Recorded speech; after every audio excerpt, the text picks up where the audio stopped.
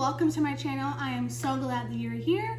Welcome. Today we are talking about artificial food preservatives and why they are bad.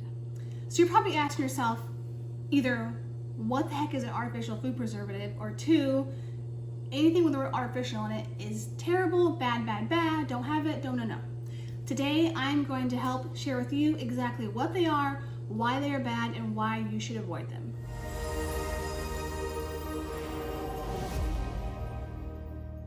So first, let's talk about what are they. A food preservative is just that. It is something that preserves food. Salt, sugar, vinegar, these are all natural food preservatives. In fact, they've been used for hundreds, probably even thousands of years to preserve food. Think beef jerky, that's also dried with salt, cured meat, kimchi, sauerkraut, all of those things are naturally preserved with salt. Also pickles, I love pickles. Pickling is a great way to naturally preserve food. So it really does sound like a great thing. If you can preserve your food now to last longer, why would you not want to do that? That's a great question. I agree. I love to make kombucha. I love to make apple cider vinegar. I haven't gotten to pickles yet. Kimchi, I love sauerkraut. Preserving food, I canned tomato. It was great. But the downside and the bad part is the artificial food preservatives, because they are engineered and modified to preserve the food with ingredients that are as cheap as possible. So they're not concerned with the health effects of these artificial food preservatives. They are caring about the bottom line. Their product lasts longer, it's cheaper to make, that's what they want. Where can you find artificial food preservatives? You can find them in so many foods. I mean, so many. If it's prepackaged, canned, frozen, boxed, it has food preservatives in it, most likely, artificial preservatives. Every aisle. So if you walk through a grocery store, you may have heard walk the outside of the store, avoid the aisles if you can. If an item can sit on the shelf for months on end without spoiling, it probably has a food preservative in it. So let's talk about why exactly are they bad.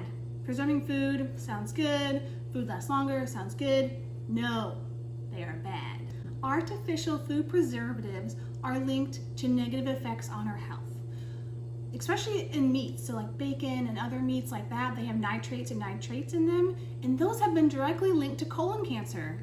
Why? You can buy uncured bacon without those artificial preservatives in it, so that's always a better option. So some other examples of ways that artificial food preservatives can negatively impact our health is things like it can trigger asthma attacks. Continued consumption can actually weaken your heart tissue.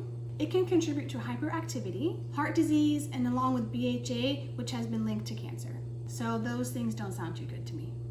So you have probably heard, or you may also know, that when you preserve food, you're killing the bacteria.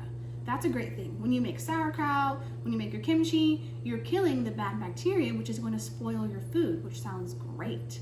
The difference with an artificial food preservative versus something like salt used in sauerkraut is that when you make sauerkraut and you take your cabbage, you mix with a salty water brine, that kills the bad bacteria. But what the artificial food preservatives are doing is they are killing the bad bacteria along with the good bacteria.